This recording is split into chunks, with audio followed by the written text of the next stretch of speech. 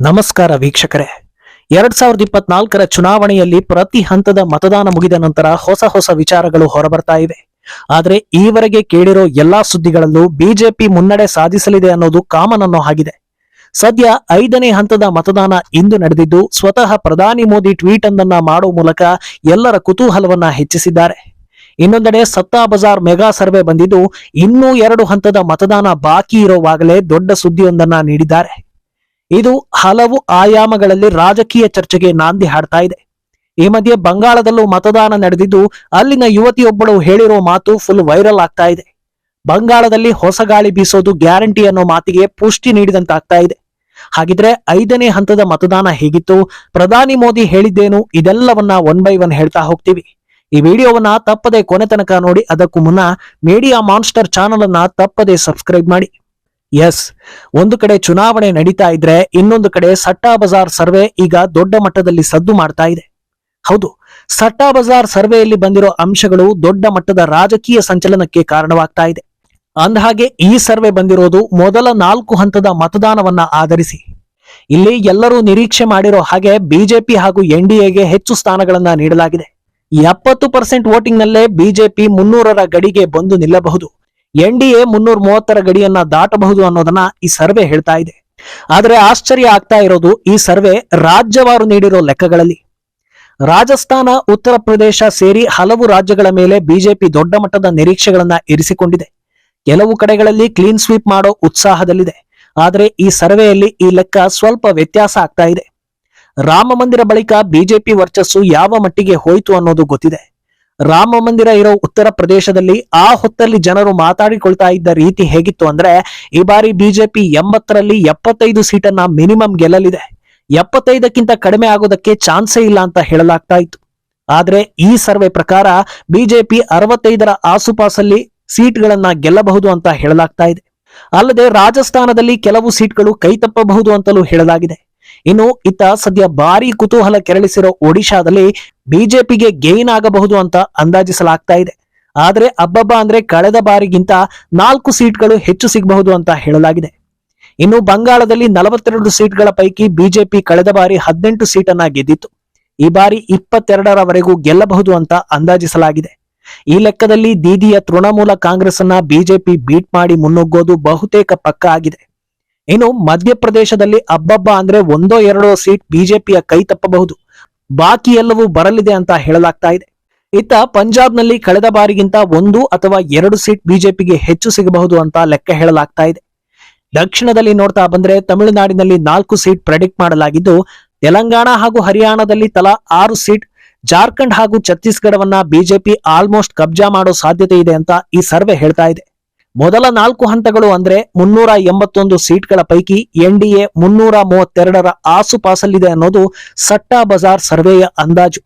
ಈ ಲೆಕ್ಕದಲ್ಲಿ ಇನ್ನು ಉಳಿದ 162 ಕ್ಷೇತ್ರಗಳ ಪೈಕಿ ಸುಮಾರು 70 ಗೆದ್ರೂ ಎನ್ಡಿಎ 400ರ ಗಡಿ ದಾಟೋದು ಪಕ್ಕ ಅಂತ ಹೇಳಲಾಗ್ತಾ ಇದೆ. ಇನ್ನು 5ನೇ ಹಂತದ ಮತದಾನವನ್ನ ನೋಡ್ತಾ ಹೋದ್ರೆ ಬಿಹಾರ, ಮಹಾರಾಷ್ಟ್ರ, ಜಾರ್ಖಂಡ್, ಒಡಿಶಾ, ಬಂಗಾಳ, ಲಡಾಖ್ ಹಾಗೂ ಜಮ್ಮು ಕಾಶ್ಮೀರದ ಬಾರಾಮುಲ್ಲಾದಲ್ಲಿ ಇಂದು ಮತದಾನ ನಡೆದಿದೆ. ಈ ಪೈಕಿ ಬಿಜೆಪಿಗೆ ದೊಡ್ಡ ಮಟ್ಟದಲ್ಲಿ ಬೂಸ್ಟ್ ನೀಡೋದು ಉತ್ತರ ಪ್ರದೇಶ, ಮಹಾರಾಷ್ಟ್ರ ಹಾಗೂ ಜಾರ್ಖಂಡ್. ಚುನಾವಣೆಗೂ ಮುಂಚೆ ಬಂದ ಹಲವು ಸಮೀಕ್ಷೆಗಳಲ್ಲಿ ಮಹಾರಾಷ್ಟ್ರದಲ್ಲಿ ಎನ್ಡಿಎ ದೊಡ್ಡ ಮಟ್ಟದಲ್ಲಿ ಕಮಾಲ್ ಮಾಡುತ್ತೆ ಎನ್ನಲಾಗಿತ್ತು. ಆದ್ರೆ ಚುನಾವಣೆ ನಂತರ ಬರ್ತಾ ಇರೋ ಕೆಲ ಸಮೀಕ್ಷೆಗಳಲ್ಲಿ ಇಂಡಿ ಹಾಗೂ ಎನ್ಡಿಎ ಮಧ್ಯೆ ಮಹಾರಾಷ್ಟ್ರದಲ್ಲಿ ಟೈಟ್ ಫೈಟ್ ಇದೆ ಅಂತ ಹೇಳಲಾಗ್ತಾ ಇದೆ.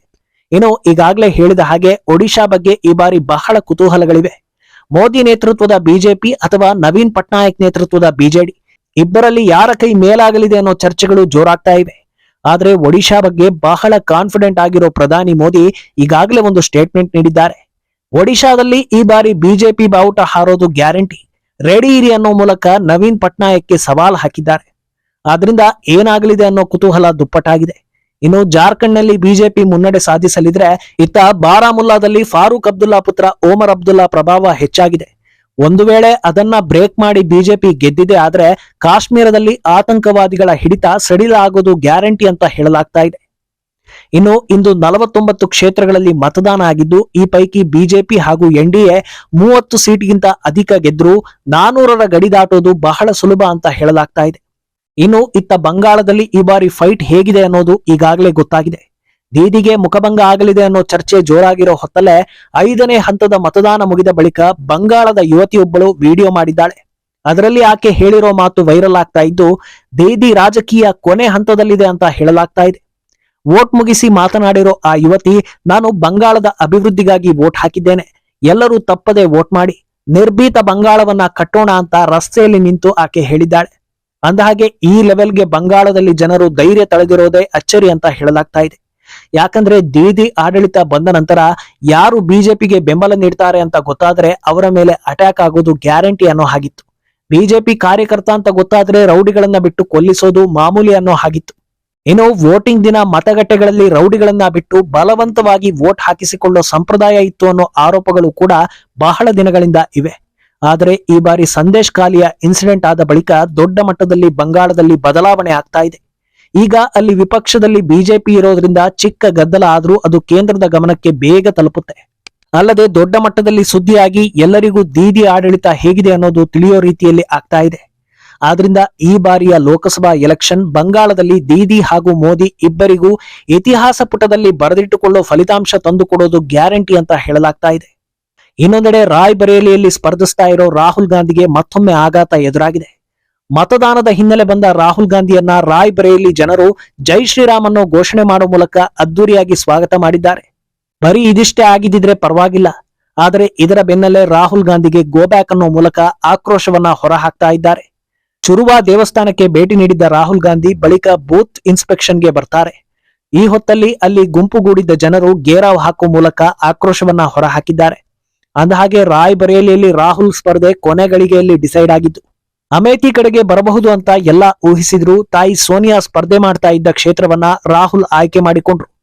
ವಯನಾಡು ಸೋಲಿನ ಭಯದಲ್ಲಿ ರಾಯ್ಬರೇಲಿಗೆ ಬಂದಿದ್ದಾರೆ ಅನ್ನೋ ಮಾತು ರಾಜಕೀಯದಲ್ಲಿ ಈಗ ಹಳೇದಾಗಿದೆ.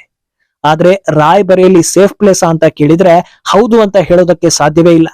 ಯಾಕಂದ್ರೆ ರಾಯ್ಬರೇಲಿಯಲ್ಲಿ ರಾಹುಲ್ಗೆ ಗೋಬ್ಯಾಕ್ ಘೋಷಣೆ ಬರ್ತಾ ಇರೋದು ಇದೇ ಮೊದಲೇನಲ್ಲ. ಈ ಹಿಂದೆ ನಾಮಿನೇಷನ್ ಫೈಲ್ ಮಾಡೋದಕ್ಕೆ ಬಂದಾಗಲೂ ಜನರು ಗೋಬ್ಯಾಕ್ ಅಂತ ಹೇಳಿದ್ರು.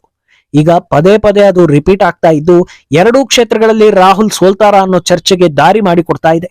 ಒಟ್ನಲ್ಲಿ ಸಮೀಕ್ಷೆಗಳು ಏನೇ ಹೇಳಿದ್ರು ಮತದಾನ ಪ್ರಕ್ರಿಯೆ ಮುಗಿದ ಬಳಿಕ ಬರೋ ಎಕ್ಸಿಟ್ ಪೋಲ್ ಮೇಲೆ ಎಲ್ಲರ ಕುತೂಹಲ ಇರುತ್ತೆ. ಹಾಗನ್ನ ಮಾತ್ರಕ್ಕೆ ಎಕ್ಸಿಟ್ ಪೋಲ್ ಕೂಡ ನಿಜ ಆಗುತ್ತೆ ಅಂತೇನಲ್ಲ. ಆದ್ರಿಂದ ಫಲಿತಾಂಶವೇ ಅಂತಿಮ ಆಗಲಿದೆ. ಈ ಬಗ್ಗೆ ನಿಮ್ಮ ಅಭಿಪ್ರಾಯ ಏನು ಅನ್ನೋದನ್ನ ತಪ್ಪದೆ ಕಾಮೆಂಟ್ ಮೂಲಕ ತಿಳಿಸಿ.